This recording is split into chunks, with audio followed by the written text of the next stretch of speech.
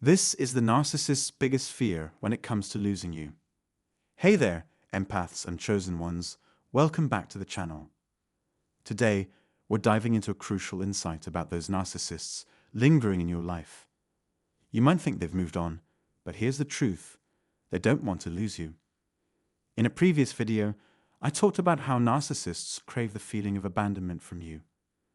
But even when it seems like they've moved on to new supplies, they've got their eye on you. They've placed you on the shelf, waiting for the perfect moment to reel you back in with a hoover. It's just a matter of time before they come knocking again. Let's unravel this together. Narcissists don't just disappear into the sunset after a few months or even a year. They've got a long-term lease on your headspace, and they're not keen on giving it up. Why? Because they see you as their property, their possession, their plaything. Even if they've already tossed you aside like yesterday's trash, they still think they've got dibs on you. So, don't be fooled by the silence. Behind the scenes, they're probably keeping tabs on you, worried that someone else might swoop in and steal their spotlight. They want to keep you dangling on their string, always within arm's reach, just in case they need to reel you back in. But guess what? You hold the power now. It's up to you to slam the door shut, lock it, and toss away the key. Don't let them back in, no matter how tempting it might be. You're better off alone than with someone who sees you as nothing more than a possession to be toyed with.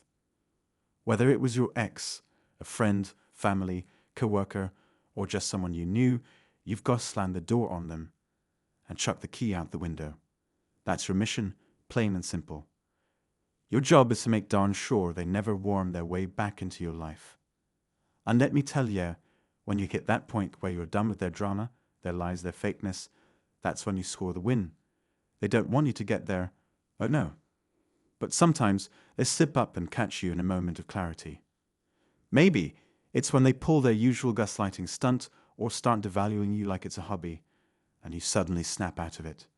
The light bulb goes on, and they realize, oh, they're onto me. These narcissists are like amateur psychologists, always trying to figure you out, always trying to gauge your reactions. They might not always get it right, but they're constantly sizing you up, trying to see if you're onto their game. No matter how they slice it, deep down in their twisted hearts, they don't want to let you go. You're their possession, their prized possession. They can toss you aside, kick you to the curb, or play the old switcheroo with you, but they'll always keep an eye on you because, in their messed up world, you belong to them. So, to give me a solid and hit that like and subscribe button, will ya? Thanks a bunch. Now, I'm not saying you should go running into the arms of just anyone to fill the void left by these narcissistic clans. Nah, that's not the move. Take your time to heal, to mend those wounds they left behind. Don't rush into anything new just for the sake of it, whether it's a new romantic flame, friend, family member, co-worker, or whatever. Your main gig right now is self-care, plain and simple. There's no need to rush this process. Take all the time you need. They're speed demons when it comes to hopping onto new supplies. They can't stand being alone, right? But here's the deal. You, as the chosen one, the empath, you've got a different vibe. You can handle flying solo, even if it stings like a bee at first. Yeah, it might leave you feeling hollow inside, like there's a giant void in your life. But guess what? You can fill that void by finding your purpose, your groove, your meaning in life. That's the game plan, my friends.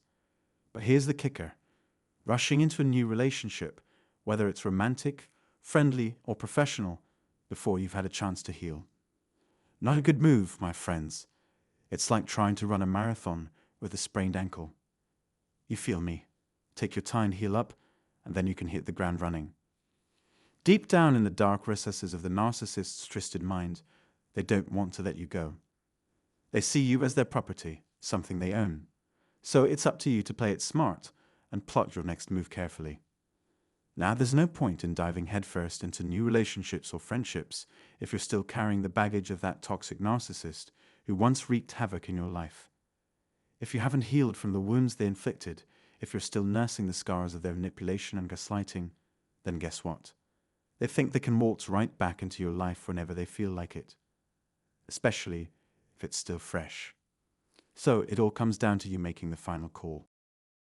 You've got to reach that point where you're completely done with them, where you want absolutely nothing to do with that narcissist who caused you so much pain.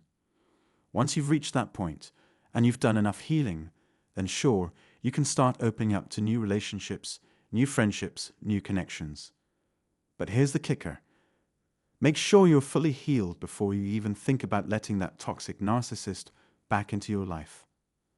I don't want to see you moving forward, meeting great people, only to get dragged back into the toxic cycle because of that lingering trauma bond. Your well-being matters too much for that. You've got to wrap your head around this. The narcissist isn't keen on losing you. The moment they catch wind that you're on the mend, that you might be moving forward in life, whether it's in your career, your passions, your goals, or just finding your groove, they'll show up. Maybe not in person, but they'll slide into your DMs or drop a message. It's all a ploy to throw a wrench in your healing process. They'll try to hoover you back in. It's like a test to see if you're still stuck in the hurt, the pain, the stress. Now, here's the deal. You've got to slam that door shut, bolt it, weld it if you have to. Don't give them the satisfaction of a response. Go stone cold silent. Remember, they're not serious, not even after a brutal breakup. To them, you're just another possession. So it's on you to heal up, shake off the hurt, and when you're good and ready then, and only then, dip your toes into new connections. But don't rush it. And hey, finding your purpose and meaning.